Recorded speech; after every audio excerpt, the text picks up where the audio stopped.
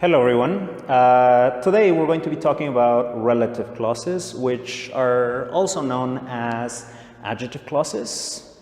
And before I explain to you a little bit what a relative clause is or what an adjective clause is, let's take a look at the first sentence to give you a little bit of context. So for example, imagine that we're in the middle of the street and I say to you, the car is mine. Well, this sentence is grammatically correct. It contains a subject, it contains a verb, it's complete. The only problem is that if I say this to you, again, in the middle of the street, the car is mine, you're going to be wondering, okay, well, there are a dozen cars. Which car is yours? And in English, there are a couple of ways that I can give you more information about the car to make it obvious which car I am talking about. So for example, I can use an adjective. If I say, the red car is mine, this gives you extra information, or this tells you which car to focus on.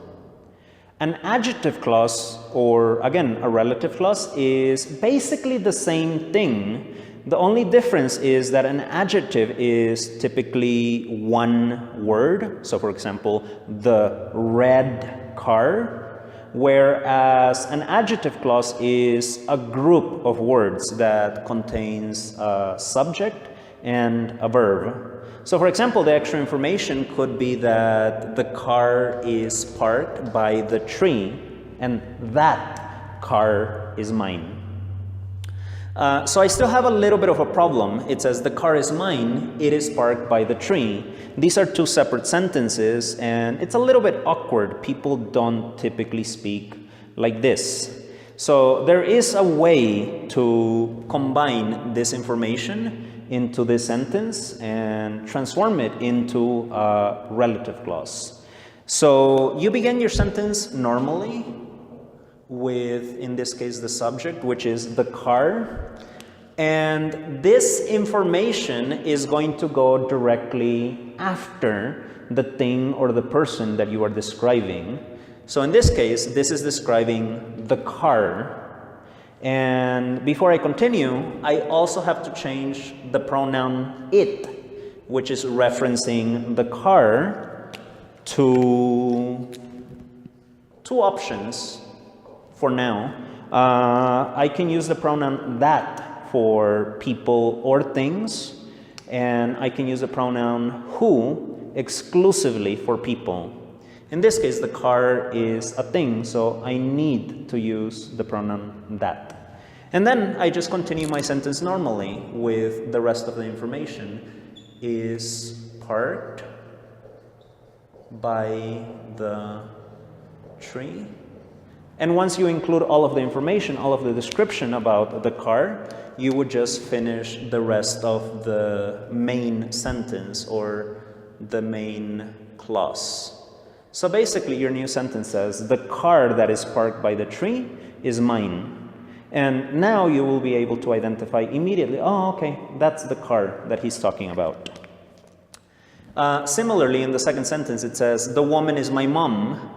Well, if I say this to you in a party, same thing. You're going to think there are 100 women in this party. Which woman is your mom? So some of the information that I could give you is the fact that she is wearing a blue dress.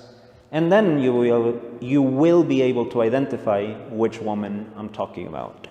So same thing, this information is going to go directly after the thing or the person that you are describing. So in this case, the woman, that is extra information about the woman. I need to change again the pronoun she to either that or who. Nowadays, both are acceptable when you are describing a person. I'm going to go with who. And then the rest of the information.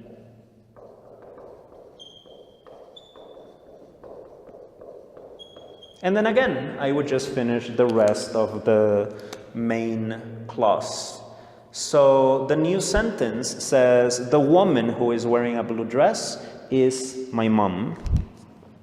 Sentence number 3, the main clause, I have it over here, the book is about Mexican presidents. Well, again, if I tell you the book is about Mexican presidents, you're going to be wondering, okay, what book? So I can give you extra information. I can tell you that I bought the book yesterday, and this is a description of the book. So in my new sentence, it's going to go immediately after the word book. Obviously, I wouldn't repeat the word book in my adjective clause. It's already obvious that I'm describing the book. And again, the pronoun that I would use in this case, because it's a thing, would be the pronoun that. Everything else stays in the same order, so that I bought yesterday.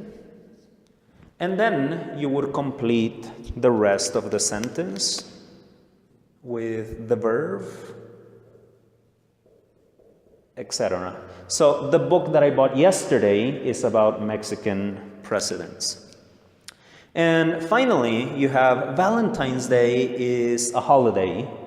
Okay, well, what type of holiday? Can you give me a little bit of extra information about this holiday? Well, I can give you a little bit of information. I can tell you that it is celebrated in February. This is extra information about the type of holiday that it is.